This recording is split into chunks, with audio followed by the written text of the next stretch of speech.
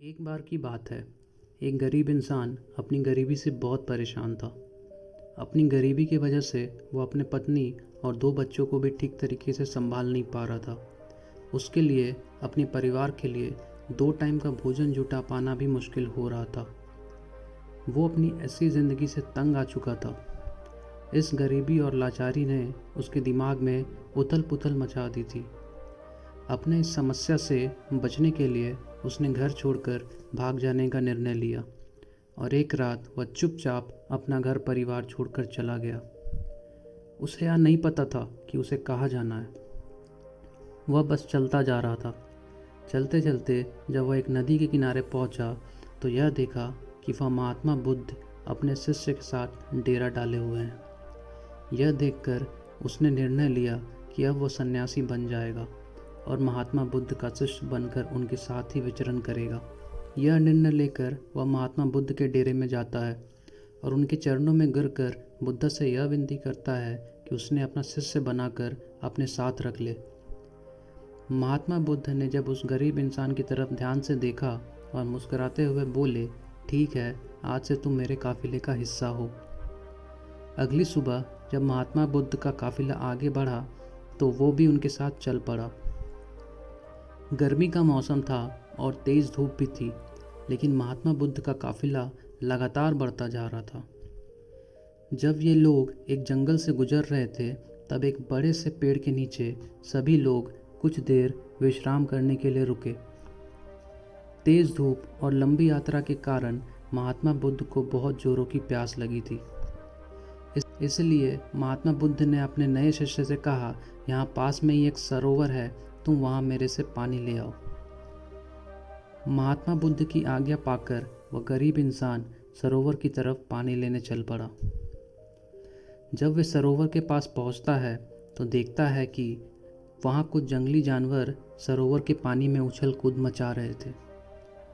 उसके सरोवर के पास आते ही सारे जंगली जानवर उससे डरकर वहाँ से भाग गए। उसने देखा कि जानवरों की उछल कूद की वजह से तालाब के नीचे का कीचड़, वो सड़े गले पत्ते ऊपर आ गए हैं और सारा पानी गंदा हो गया है।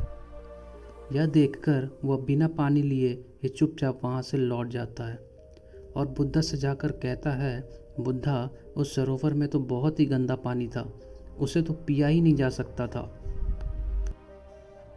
शिष्य की बात सुनकर कुछ देर तक तो वो शांत रहे, लेकिन थोड़ी ही देर बाद उसे बुलाकर कहा, जाओ उसी सरोवर से पानी ले आओ।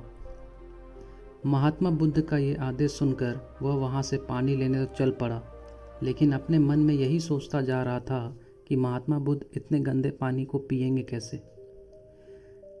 लेकिन जब वह सरोवर के पास पहुँचता है तो यह देखकर चकित रह जाता है कि सरोवर का पानी एकदम साफ और निर्मल हो चुका है।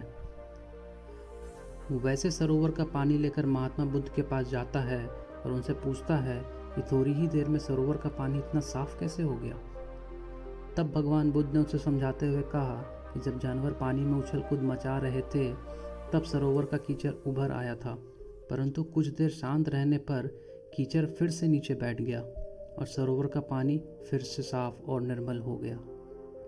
इसी प्रकार हमारे मन के साथ भी यही होता है।